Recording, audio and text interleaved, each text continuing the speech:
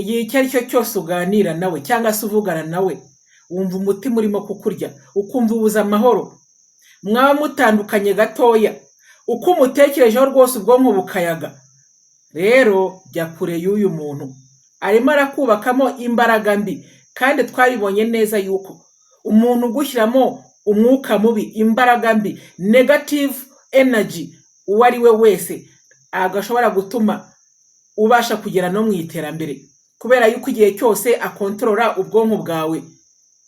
Aho wicaye hose uramutekereza ukumva uguwe nabi, rero bigagutwara umwanya wo kugira ngo ujye kubaka iterambere ryawe. Rero jya kure y'umuntu wese igihe icyo ari cyo cyose wumva uguwe nabi, wumva ufite imbaraga mbi kuzuye kurenza umwuka mwiza abasha kuguhumekeshamo cyangwa se yaguhumekeramo mu gihe murimo kuganira cyangwa murimo kuvugana cyangwa se no mu gihe mutari kumwe.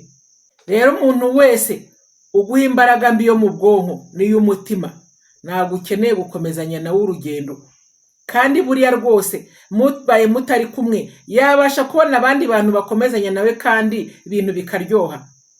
Rero ntabwo uri kamara, kandi nawe ntabwo ari kamara mu buzima bwawe. Ikindi kimenyetso cya kabiri ugomba guha agaciro, uzasanga ari umuntu igihe icyo ari cyo cyose yurira imbibi zawe. Ibintu ibyo ari byo byose umubuza kugukorera nibyo akora gusa, ibyo umusaba kugukorera ntabwo abikora. Rero umuntu wese ukora ibintu bikubangamira abizi neza yuko bikubangamira, waramaze gushyiraho imirongo ukamubwira uti rwose nshuti yanjye ibi bintu ntabwo mbikunda, ariko rwose upfa kuba urangije kubimubwira akabikorera icyo. Jya kure y'uyu muntu, kubera ko igihe icyo ari cyo cyose azajya agutesha agaciro. Rero umuntu uzi ubwenge ntabwo akomeza kugumana n'abantu bamutesha agaciro. Umuntu uzi ubwenge ajya ahantu yubashywe, umuntu uzi ubwenge ajya ahantu akunzwe. Rero buriya umuntu wurira imbibi zawe buri gihe ni ikimenyetso simusiga yuko nta rukundo nta n'agaciro aguha, kandi burya ntabwo ushobora guha umuntu agaciro mu gihe utamukunda.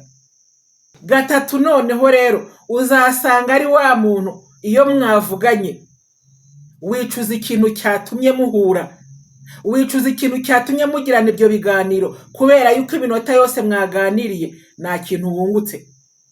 Uzasanga rwose utekereza kandi ukanayibona neza yuko ari igihe yagutesheje.